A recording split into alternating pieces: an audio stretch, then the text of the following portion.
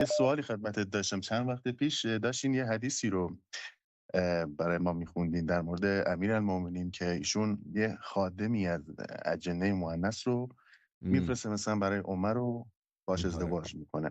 این بله. خیلی جالب بود چون من یه مقدار تو بحث‌های علوم غریبی اینا کار میکنم.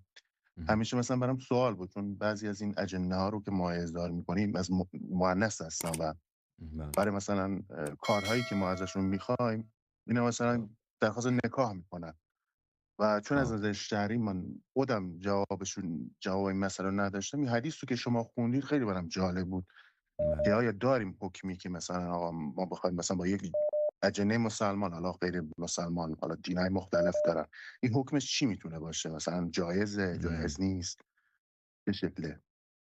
بله، اینو نکاح خواستم من ببینم نمیدانم نکاح شما با جنیه حکمش چیه. من اینو نگاه کنم. خب نکاح با جنیه، اگه لطف بفرمایید.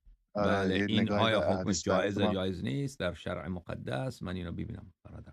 خب آره آره، برای ما خیلی پیش خیلی نیامده. لطف برایش میکنید. خیلی خیلی شما را طرفدار زیاد دارید اونجا. جنیات. خواستگاری والا زیاد میان. حقیقتش چون نه خب احضار انجام بدیم چون اجن هر کدومش یه تخصصی داره. مثلا جنی که آه. میاد مهندسه فلان کار ازش میخواد، خب میگه در ازش یه مزدی میخواد دیگه، میگه مثلا منو باید به آه. عقد خودت در بیاری. آه.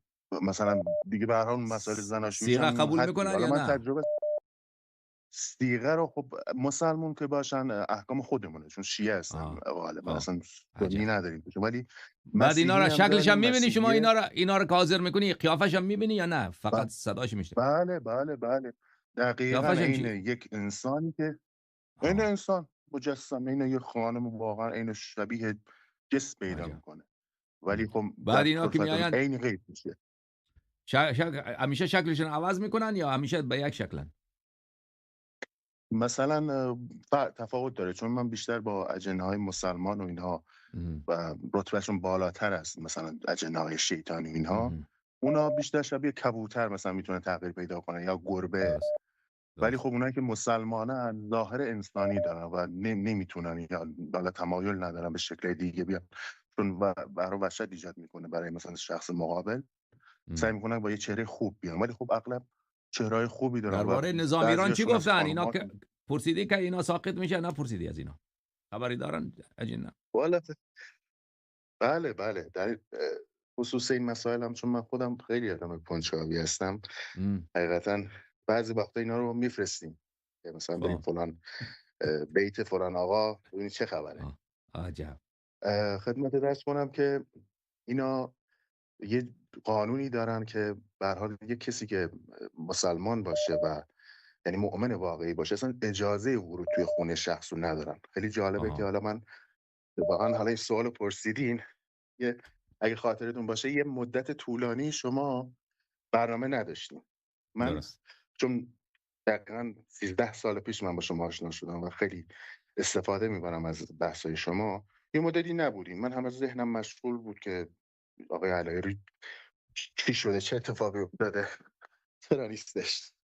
خلاصه درست. این که من از یکی از اینا خواستم که بیاد و اونجا بله. ببینه چه خبره و جریان شما چه. حالا یه سری چیزا به من گفت، حالا شاید درست نباشه تو لایو بگم، حالا اگه خواستین خصوصی بهتون میگم، ولی اجازه ورود به خونه شما رو نداشت، یعنی بیرون خونه درست. شما رو حالا جریاناتی که بود و گفت. ولی درست. برای کسای دیگه من این کارو کردم، مثلا برای مکارم شیرازی.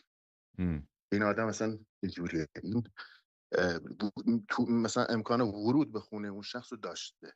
این خودش یکی از نشونه‌های اینه که این آدم اصلا مؤمن نیست. چون مؤمن باشی اجازه باید بدی، یعنی باید بهش اجازه بدی چون به هر حال آره. مثلا خونه مکارم شیرازی خیلی راحت ورود میکردن و مثلا میگفتن این آدم مثلا کل وجودش شکه، اصلا به هیچی اعتقاد نداره، اصلا شک داره این آدم. و یه سری کسای دیگه هم فرستادیم اینا رو، اونام متاسفانه اوضاع اعتقادی درستی نداشتن. ولی حالا در مورد بحث عاقبت این حکومت، چیزی بله. که ما از اینها فهمیدیم این است که این متاسفانه این حکومت جمهوری اسلامی یه بلایی در این مملکت آورده که الان از اون طرف طالبان، نمیدونم داعش خراسان، از این طرف هم که سوریه رو که شما میبینید الان درست. حدود 100 کیلومتر این تروریستا با حرم حضرت زینب فاصله دارن. خب این خب مشخصه دیگه چه اتفاقی خواهد افتاد. اتفاقا یه سوالی من خدمتت داشتم در این خصوص که به زودی متاسفانه اتفاقاتی تو ایران میفته و از شرق و غرب به ایران حمله میکنن این گروه‌های تروریستی و حالا دیگه عاقبت ما دیگه تو ایرانیم، مردم بیچاره، مردم شیعه، به هر حال چه اتفاقاتی که قرار هست بیفته و این اتفاق میفته. حالا سوال منم این بود، چون حالا بخشای مرکزی ایران، شهر مرکزی ایران یه خورده امن‌ترن، ولی شهرهایی چون ما خودم هم مال غرب ایران هم مرزم دیگه تقریبا، اینا اینجا هجوم میارن. حالا ما نمیدونیم از شرعی ما باید بیایم با اینا مبارزه بکنیم یا نه فرار کنیم بریم به سمت شهرهای مرکزی. اینم از نظر شهری میخواستم ازتون بپرسم، حالا بحثش پیش اومد دیدم بله، جالب. کسی اگر بتواند از مرزهای شیعیان دفاع بکند کار خیلی خوبیه، کار را انجام بدهد خیلی خوبه. واقع جناب تا استاد این کافرها اینا مایوس بشن که با ناموس شیعه، به مساجد شیعه، به شهرهای شیعه، با جان و مال شیعه اینا بازی نکنن. درسته. بله. به هر حال از طالبان بود گوش که تو نپرسیدی ذهنم که بود طالبان چیکار میشه؟ طالبان ساقط میشه نمیشه؟ جنا چی گفتن اینا بهشون؟ نه اینا به ایران حمله میکنن. اینا با داعش طالبان حمله خراسان میکنن؟ یکی میشن. طالبان و داعش خراسان از شرق، یعنی مشهد بله. و شهرهای غربی رو، شرقی ایران رو میگیرن. از این بله. ورم که این تروریستایی که جدیدن دارن میان تقویت میزنن به عراق و کردستان عراق و بعدش هم به ایران حمله میکنن، ولی مرکز ایران شهرهایی که هست اونام تقریبا امن‌تر نسبت به اون رهبر مناطق تا معظم کجا بعدش هم میره دیگه. فردا؟ حالا رهبرم به زودی ریق رحمت سر میکشه و میفرستنش والله اعلم. خدا اونجایی که خیرتون باید بده. زنده باشی برادر. اونجایی یا که علی، باید خدا حافظ بفرستم. شما. خدا سلامتی و قربانت بساط برم. بدید. در خیلی شما لطف درد کردی، نکنه یا علی. ممنونتم قربان. متشکر. سلامت باشی. ممنون شما. ممنون بزرگواری شما برادرم.